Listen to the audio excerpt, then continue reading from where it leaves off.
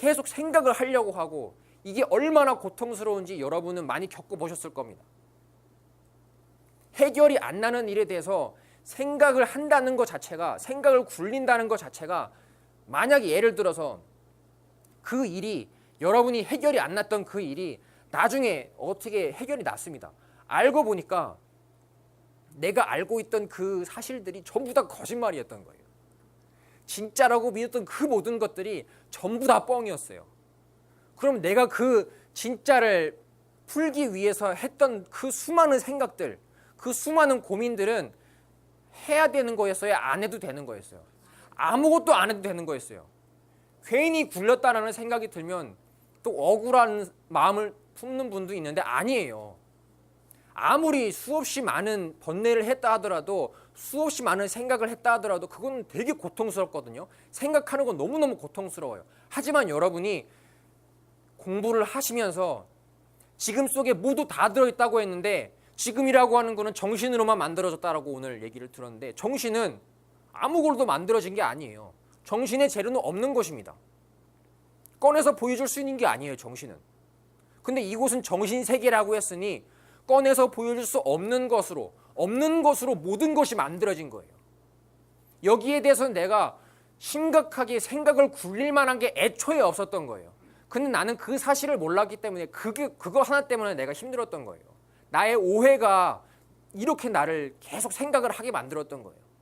그 오해는 무슨 오해였었냐면, 뭔가가 나의 바깥에 혹은 내 안에 있다라고 믿었던 그 믿음이 나를 힘들게 했던 거예요. 애초에 있음이라고 하는 건 존재하지 않았어요. 있음이라고 말하려는 순간은 없어져 버리고, 있으려고 말하는 순간은 없어져 버립니다. 진짜로 있다라고 하자니 내가 잠들어 버리면 아무런 소용이 없어요. 과연 무엇을 가지고 나는 있다라고 했는가? 이 생각을 내가 안 해봤기 때문에 무작정 그냥 믿는 연습만 해온 거예요, 내 생각을. 그래서 아까 처음에 최근선 거사님 답변하신 것처럼 내가 내 생각을 믿고 경전을 보게 되면 이거에만 국한된 게 아니에요. 무언가를 본 것을 바탕으로 내가 이제 세상에 나가서 집에 돌아가서도 생활을 하게 되는데, 그때 뭘 바탕으로 하게 되냐면 내가 믿고 있던 그 있음이라는 믿음을 바탕으로 또 견해를 내게 되는 거예요. 이게 제일 무서운 것입니다. 있음이라고 하는 것은 내가 생각할 때에만 있는 거예요. 애초에 있음은 존재하지가 않습니다. 내가 잠들어 있는데 어떻게 이거 실판이 진짜로 있다라고 누가 얘기하겠어요? 그럼 있다라고 하는 것은 내가 깨어있을 때 생각으로만 짓는 그 이름들이 있음이라는 이름들이었던 거예요.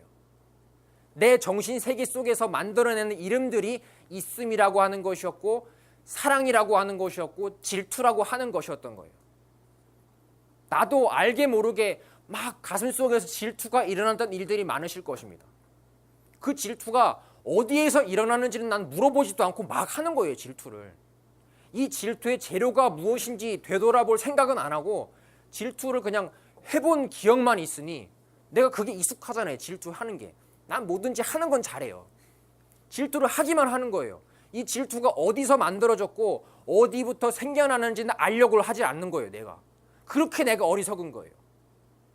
그거를 부처님께서 무명이라고 하셨습니다. 우리가 그래서 무엇이든지 만약에 질투를 하는 순간에는, 만약에 내가 질투라고 하는 그 감정이 있다라는 걸 믿지 않는다면 절대로 질투를 내지 않아요. 왜냐하면 내봤자 소용이 없는 거기 때문에. 내봤자 없는 재료로 만들어졌기 때문에 아무런 공연불이라는 걸 아는 존재는 진심으로 뭘 절대로 하지 않습니다. 진심으로 되돌아올 수도 없는 그 힘든 업을 절대로 쌓지 않아요. 그래서 스님들은 이 생각이라, 내 생각이라고 하는 것이 얼마나 허망한 것인 줄 부처님께서 무수히 말씀을 하셨기 때문에 생각을 굴린다는 것이, 생각을 하고 이 생각 다음에 이 생각을 바탕으로 또 진실한 생각을 굴린다, 이것은 말이 안 된다는 것을 알고 있기 때문에 절대로 진지한 기분으로 생각을 하지 않습니다, 스님들은. 여러분도 그게 중요한 거예요. 진지한 마음으로 매 순간 이렇게 대화를 한다든지 삶을 살 때 진지한 마음으로, 지금 속에는 모든 게 다 들어있지만 지금이라고 하는 거는 있지도 않은 정신 속에만 느껴지는 거예요. 이건 꿈꾸는 거하고 똑같습니다. 근데 꿈꾸는 사람이 뭐가 진실한 게 있어서 이게 진짜다라고 얘기하겠어요? 꿈인 줄을 아는 존재가. 내가 꿈인 줄 몰랐었기 때문에 질투를 진심으로 했던 거예요. 그렇죠. 그러니까 비로소 이제 알게 되는 겁니다. 우리가 있다라고 생각했던 게 밖에 진짜로 존재하는 게 아니었고 육근에 비춰질 때만 있으니까 이 두 개는 이어져 있고 그래서 다르지 않다고 알게 되었다면 진짜 객관적인 대상이 있느냐. 내 눈끝에만 진짜 있는 것처럼 보이지 내 손톱은 나지만 꼬집어도 안 아프잖아요. 그래서 남들이 바깥에 있는 것처럼 남들의 아픔을 느낄 수 없지만 나하고 이어져 있다는 사실이 믿겨집니까? 안 믿겨집니까? 이제 이 이치를 알게 되면 믿겨지죠. 남의 불행은 내가 알 수가 없습니다. 하지만 하나로 통해 있기 때문에 내가 그 사람을 이미 알고 있는 겁니다. 그죠? 네. 그래서 여기서 이 제일 중요한 부분이 육내입처다. 있음이라는 게 육내입처였다는 얘기입니다. 바깥에 있는 게 내 감각으로 들어왔기 때문에 진짜 있는 것처럼 느껴졌지 대상이 진짜 존재해서 그게 들어온 게 아니다. 만약에 대상이 진짜 존재해서 육근으로 들어온다고 한다면 제 눈 속으로 아미보살님이 걸어 들어와야 되잖아요. 그럼 발이 없는 이런 물체들은 도대체 어떻게 들어옵니까? 이미 이 정신 속에 다 갖춰져 있기 때문에 오고 가는 게 사실은 아니었다. 그래서 은하수도 볼 수 있는 거는 이미 육근이 온 우주에 꽉 차 있기 때문에 내 육근으로 들어왔다는 그 느낌이 드는 것이지 내가 밤하늘로 진짜 걸어 들어가서 그걸 볼 수 있느냐 그것도 아니고 별이 이쪽으로 걸어 들어오느냐 그것도 아닙니다. 하나로 이미 이어져 있기 때문에 정신으로서 이어져 있기 때문에 바깥이라고도 느끼고 아니라고도 느낀다. 그래서 앉은 자리에서도 모든 것을 이 모든 우주를 다 깨닫고 있었다는 것을 알게 될 수 있죠. 그래서 무엇이라고 한다. 안내입처. 안내입처는 뭐죠? 색깔이 눈으로 들어왔을 때 색깔이 느껴졌을 때 비로소 눈이라는 것을 알게 되는데 아니라고 느껴지는 상황이 되었다. 그게 눈은 안에 있잖아요. 그래서 안에 있다고 느껴지는데 그거를 그 상황을 바로 안내입처라고 한다. 다시 말하면 안근과 똑같은 거죠. 그죠? 네. 그리고 이비설신의 내입처다. 그것 또한 다 똑같은 얘기죠. 네. 여러분들이 이 내입처라는 그 얘기는 사실 육근이라는 내용하고는 육근에는 설명은 들어가 있지 않잖아요. 그죠? 그냥 근본이라는 그 얘기는 들어있지만 이 내입처라는 얘기를 잘 생각을 해보니까 진짜 들어왔을 때만 들어온 상황에서만 육근으로 육진이 들어와 있는 그 상황에서만 눈을 느낄 수 있구나. 나 혼자 개개인이 존재할 수 있는 게 아니구나.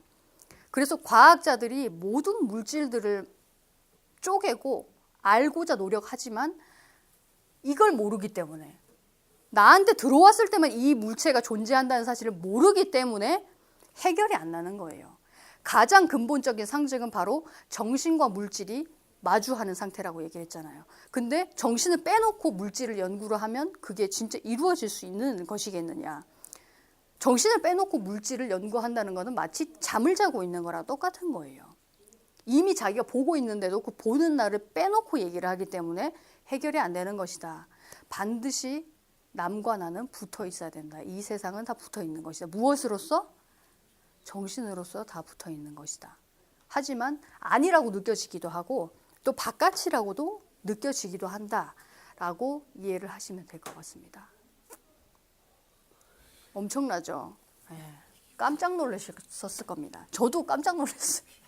그러니까 이거를 그냥 육내입처라는 게 있는데 그거를 안이비설신의라고 한다.